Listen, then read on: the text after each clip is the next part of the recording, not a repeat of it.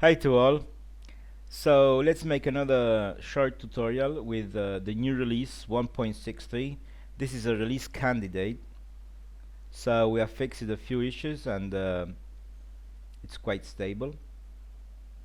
So we have here an example from Tensioned Fabric Systems from Australia, and it's a nice umbrella to use for making a tutorial. Um, yeah, so we have here, we will make the big one that has a size in plant of 5 meters by 5 meters. The height of the top point is 4.20, and yeah, the clear height here is 2.40. So we will start drawing from program directly. First of all, let's create a new layer and call this layer CAD drawings and activate the layer. I will go into the CAD tools and create a new rectangle. Rectangle by corners. My first corner is in the origin, and my second corner is for relative 5,5. That's it. So we have our base rectangle.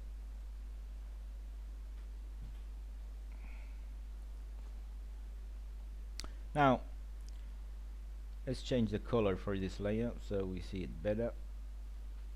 Let's hide the grid. Let's draw some center points,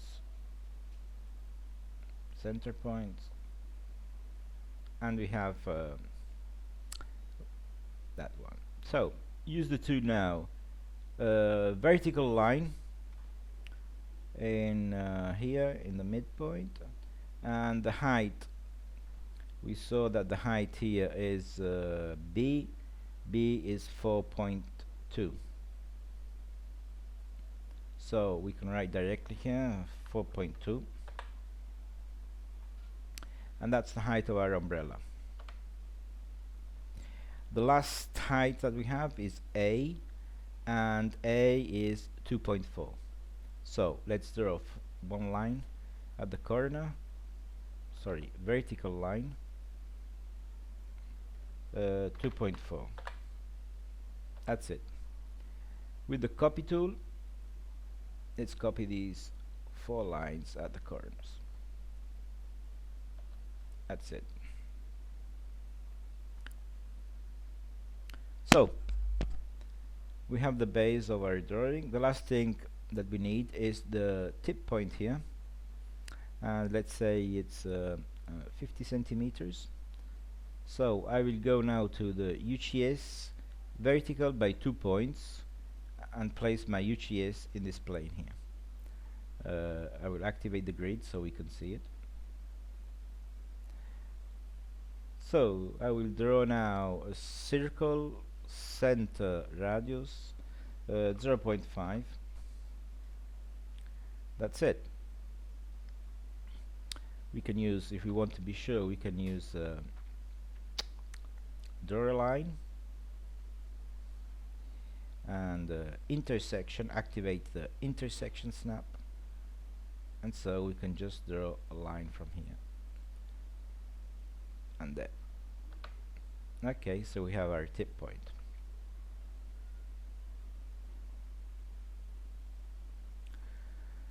What we need now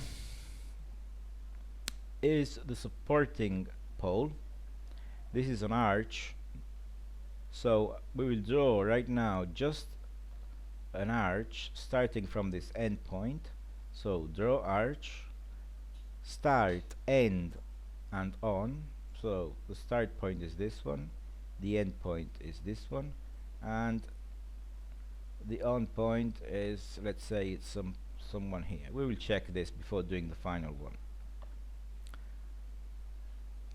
So we can place back the UGS in Word, and I think we are nearly ready to start making the membrane. Okay, so we are ready for making the membrane. We have created a new layer, name it membrane, and we will use now the tool. We are using the FDM solver. So we will use the tool create conical shape. The membrane size is 5 meters by 5 meters. So if I input here 11 points and 11 points, we will have 10 fields, and that means 0.5 meters the mesh size. So we will start clicking here and here, like that. Close. The radius of the top tip, let's make it 0.20, and we click up here, and we have made the mesh. So we have our mesh. The mesh is the membrane and the edges. So we have 4 edges for the cables of the membrane, and we have the membrane. One thing is missing. We have not created the top ring. We will do this later. The first thing to do is to find a shape. So we will first find a membrane shape, and then we will add the steel structure and the supporting structure. To do this, let's unhide the nodes. So you see here we have, by default, the red nodes, the red boxes, are fixed nodes, and the green points are free nodes. And we see here on the top we have 4 fixed nodes. So let's view from front. Let's select these top nodes here, and in the properties of the nodes we have here the stiff restraint. One thing to say, let's select them again. We see here a green line. What does this mean? A green line means that we have selected many nodes, and the restraint for some of these are different than the others. That means that we have a selection where the property has different values. When in a selection set one property has different values, the row is highlighted with a green color. This means that in the selection of our nodes, some nodes are fixed and some are not fixed. So we don't see the values here, the real values of all the nodes. It's just printing in the properties of the first node of the selection. So to be sure, we just unfix and fix again, and now we see, if I select again these nodes, that the fixed property is a white row. A white row means that all the nodes have the same property. These are a bit big, so let's go to Settings, Preferences, and for the node symbol size, let's put it 1 centimeter. So we have fixed the nodes. Let's double click on the membrane. When I double click on one group, everything is selected because in my filter selection I have them all activated here. So these elements are membrane type. They have a nonlinear behavior. They are form-find deformable. I want to find the shape of the membrane. And the seed is basically the property, the membrane type. And I will use now a Sattler Architel say 84 for this membrane. The C value is the amount of pre-stress in the membrane. So by default it's 1, but I want to change now. I want to select the weft curves, and I will change the C value to 3. So I will make a higher pre-stress, a higher C value for the weft curves. Okay. So, okay, let's see when I run the form finder what happens. That's it. He has found the shape. Well, I have got a quite nice shape at the first hit. Maybe the sag of my cables is a bit big, but it seems quite okay. To see the sag, we can go in plots, plot options, labels, and we have show sag. So the sag is telling me 10% this sag here.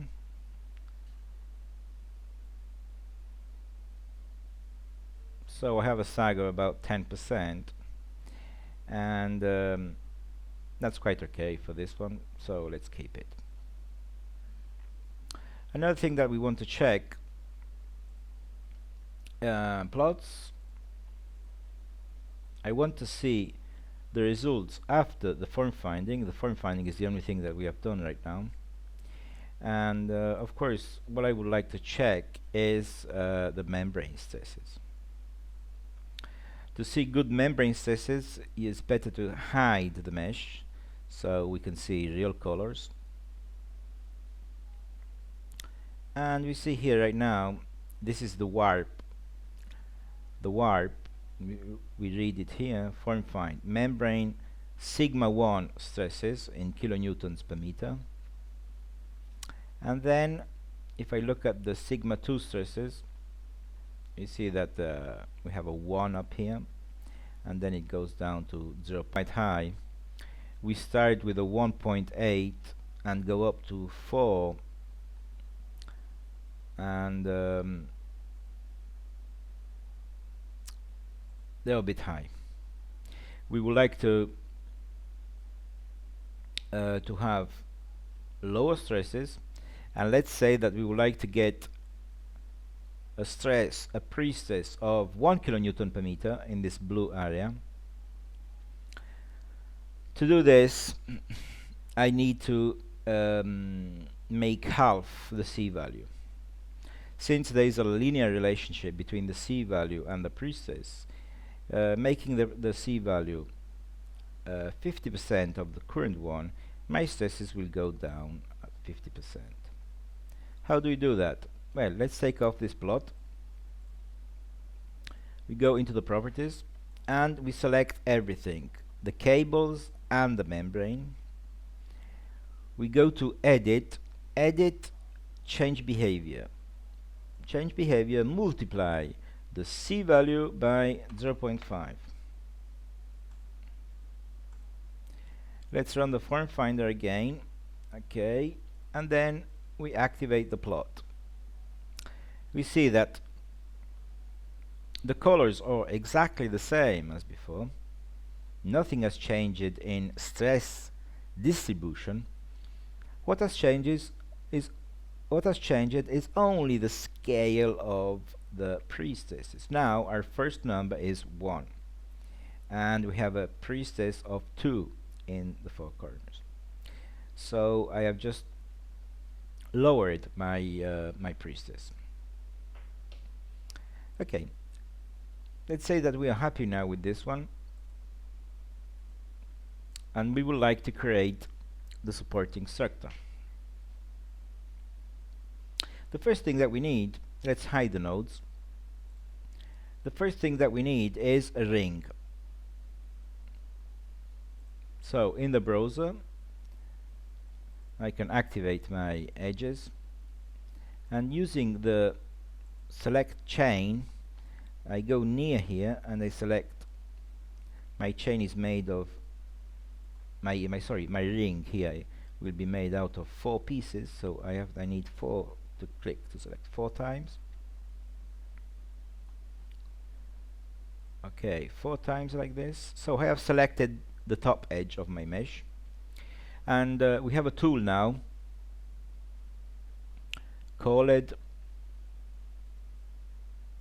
this one here, create a new chain by duplicating the selection. So I click on this tool, I clear the selection, and you see that if I double click on the last element in my edge group, it is a ring. I will change the name this one to ring,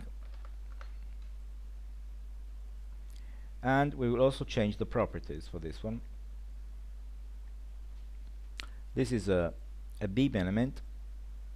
It has a linear behavior, it is stiff, and let's say that we have we need some smaller properties here, so let's go and see how to get a new property.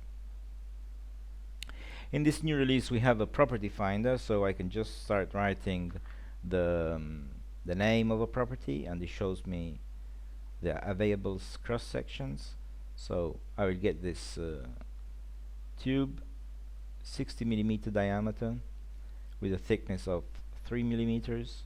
Right click on this one, add property with this profile. So I will find now in the library, in the named properties, this profile has been added here. So we have properties on the left side, we have materials also on the left side, and a material plus a property makes a so-called a seed or a named property. So we have added here only the profile, we need the material. We go into the materials, we choose one of the steels available and apply this material to the current property. So we have created a new seed. We can right click on this one and change the name. We can rename it as the profile, we can rename it as the material, or we can rename it as to both. So we know that we are using a 60mm tube with a steel of 275. Now we can add it to the model, close with OK. So if I go now into my seed, the last property will be my last added seed, 60mm tube pipe. That's okay. Let's look in wireframe mode. Of course, we need to connect the ring to the center of my mast. For this purpose, let's create a new FEM2D group. You see here, when we create groups, we have 3 types of groups. Tensor groups, and generally we create the membrane inside tensor groups, so only membrane elements should be created inside tensor groups. FEM2D. 2D means 2-dimensional nodes, not 2-dimensional, 2 nodes. So we create inside FEM2D groups beam elements, cable elements, truss elements. So I will create, and then we have a FEM shell for creating shell elements. So I will create a new FEM group. Here it is. I will activate it. So this is my current group. One thing to say on the layer and group browser. We see that we have here a red dot and a blue dot. We have a red dot and a blue dot, and we also have FEM tools and CAD tools. So what does all this mean? The layers we have under the ixCube item, these are common layers like any other CAD software, like AutoCAD, Rhino, and so on. They are just layers where we collect graphical entities and graphical information. So when we use the CAD tools to draw something, the object that we are drawing will fall into the current layer. The current layer is the layer that has a red dot near it. Okay, that's simple. Then we have fem tools.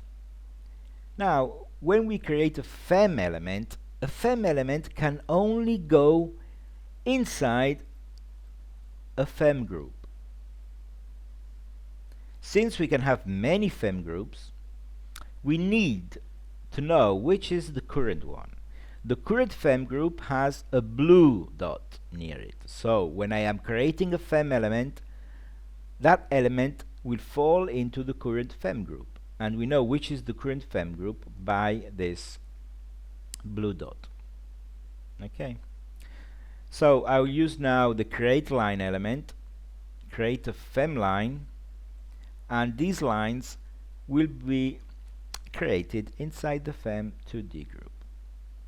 These lines I will start from the center of my ring and draw them here. A new one from here down here.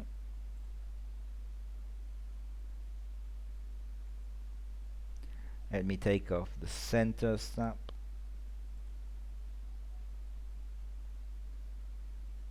Here is better. And the last one.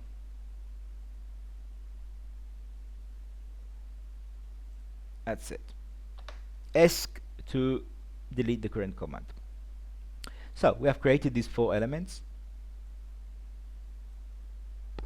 And with a double click I can select them. These are the connection elements between my stiff ring and my center element. So these are beam elements. They have a linear behavior. They are stiff, and we will use again the 60mm tube pipe. So if I look in shaded mode, I can see this ring.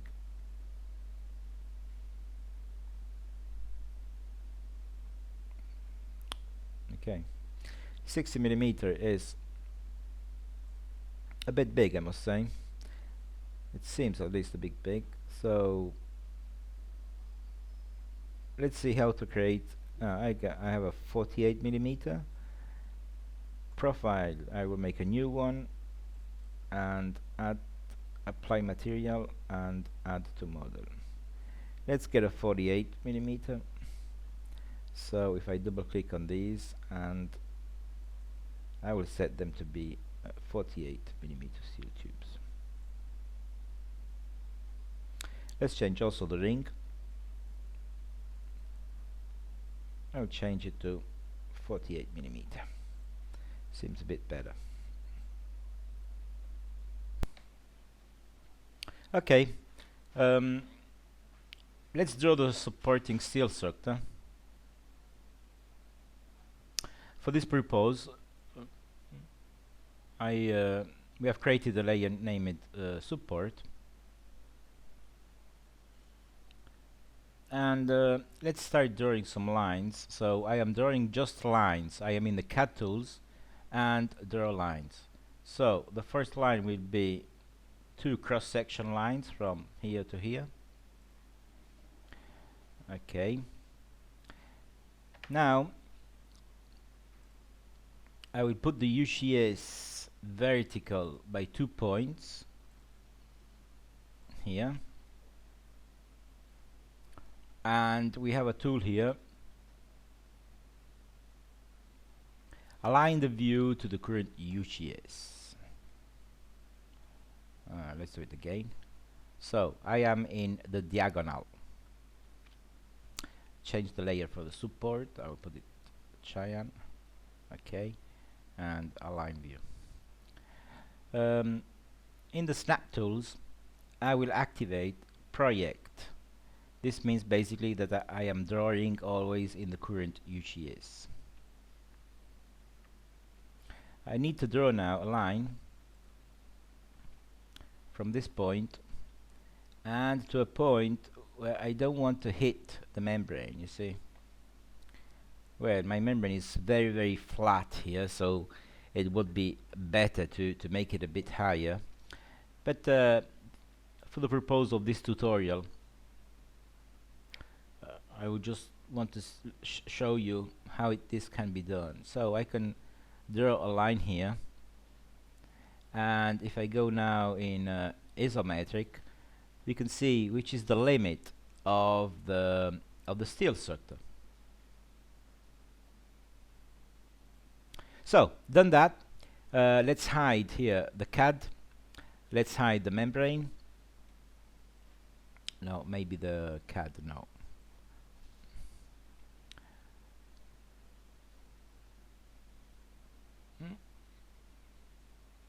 We can hide the membrane. So let's draw the part, the steel. I will activate, take off the near snap.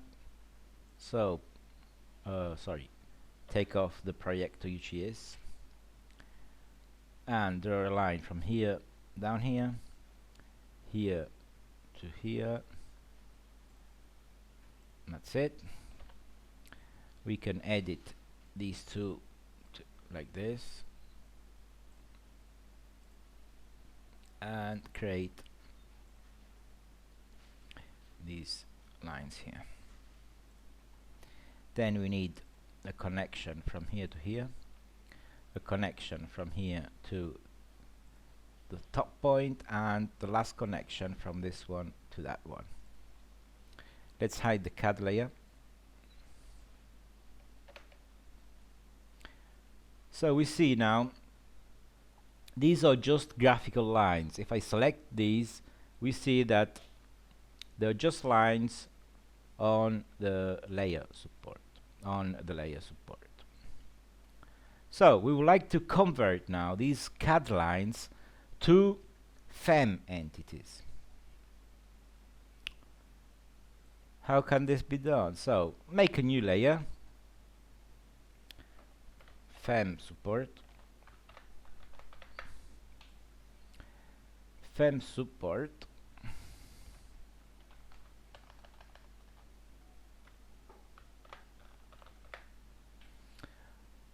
activate this layer, create a new FEM 2D group and activate the group. I will select all my lines, and if we go into the FEM tools now, we have a tool here, tessellate. This tool is used to make a mesh out of a surface, but it is also used to convert graphical lines, curves to FEM entities. So I have selected only lines. In the curve options, the number of points that will be created is numbered 36, but for lines, and these are all simple lines, the software will convert lines to simple FEM entities. That means entities with 2 nodes. So I just have to click on the OK, and we can see that new entities have been created. If I hide my support and click on one of these, we can see now that these are FEM entities and they belong to the FEM group. So let's select all of them. These are beam elements, they have a linear behavior, they are stiff, and in the seed we will use this 48mm pipe. The C value has no meaning for beam elements, so I can just end up here. Let's change the color. Let's change it to a light blue, and let's unhide my membrane. My membrane is like that, and also my mesh. My mesh is hidden here. So we have created this part of support structure. My pipe is connected to my ring. Let's change the color of the ring. So if I double click on these, I can change these to red, and if I double click on these, I can change the color to green. So it's clear which part is the supporting. The last part, if I unhide my CAD layer, we see that my support mast here, my curved pole, does not hit my membrane, so we can use it for creating our mast. I will just select this, and I will create a new. You see, my current layer is the FEM support layer, and I will create a new FEM 2D group. I will activate it, and I will call it this mast. So the mast group is active. I have selected my curved arch, and we will use again the mesh tool. Now 36 points means that along this curved element we will create 35 FEM entities. That seems okay, so just click on OK. That's it. Hide the CAD and double click on my mast. These again are beam elements. They are linear, they are stiff. The seed, maybe we need a bigger one here, 114 millimeter, and that's it. Maybe this one should be a bit bigger. Let's change this one to a 60 millimeter pipe, and these two to a 60 millimeter pipe. That seems, of course, I'm just guessing the size of these pipes. After analysis and after checking the structure, we can see the real values for this. Let's change the color of the membrane to white. That's nice. Okay. Of course, I have just made the steel structure, but we have not done the form finding. We need to run the form finder to be sure that everything is modeled in a correct way and the membrane is connected to the steel. So, wireframe mode, activate the nodes, and now you can see we have these nodes fixed in space. The best thing to do is, this is the selection filter, clear the selection filter, select only nodes, and open a big window to select all the nodes. Once we have all the nodes selected, click on the restraint, and so we are sure that, let's select them again, you see that the stiff restraint is free. That means that all the nodes of my model are free. Last thing to do, select only one node, the node connected to the ground, and fix it. Save the model. Before running the form finder, let's use the tool analysis check model. You see, the check model is important because the software will detect things that don't work, and he has detected that seed not assigned to cable 840. So if I want to know where is this cable, I have no idea which is cable 840. We can go into the finder, and I want to find elements. I want to find the element with number 840. Find it, that's it. This is the cable. If I we can say select all. So we have selected all the cables. We see that the edge cables, I have forgot to assign the property for the edge cables. So these are cable elements. They have a nonlinear behavior. They are form-fine deformable. They are connected to the membrane. And let's put a cable 10 millimeter, a 10 millimeter cable. That's it. Save the model, and if I've not done any mistake, we can run the form finder. Now the form finder is asking for a few things. Since we have made the supporting structure, the program will run a classical form finder and FDM form finder, then we'll run a structural analysis to relax and to connect the membrane to the supporting structure. For this purpose, we need to input these values here. And for the form finding process, you can put 1, 1, and 1. 1 for the energy, 1 for the displacements, and 1 for the forces.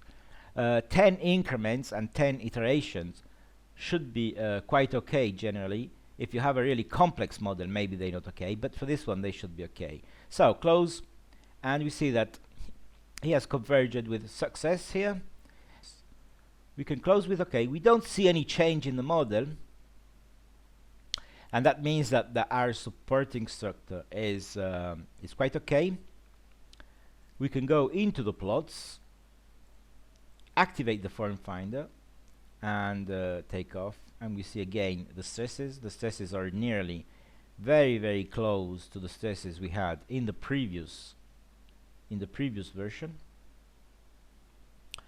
Then if we activate reaction forces, we don't see any reaction force. Even if we increase the scale of the reaction forces, we don't see any numbers. That's because the membrane, the pre-stress of the membrane is closed. All the forces are closed into a loop.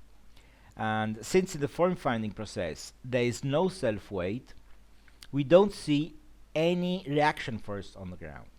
So this is a pure model that has only pre-stress. So there are no reaction forces, but this doesn't mean that we don't have actions on the steel. Let's go into the browser, hide the membrane. We hide also the nodes, and in the plots we can activate plot the axial forces. We see here now, let's change the scale. Let's change the scale of the numbers. So into options, labels, element numbers, we can change them a little bit so they're smaller numbers. And if we go closer, we can read the values. These are the axial forces. This is minus 4.8 kilonewton, and in the cables, in the edge cables, we have 4.5 here kilonewtons, the forces inside the cables. And we see how these forces are almost closed. They're here. No forces are up in this element. Remember, we have only pre-stress. There is no self-weight. Okay, so for this first tutorial, that's all. In the next one, we will apply wind loads to see what happens on this umbrella, and maybe calculate also the foundation slab. Thank you.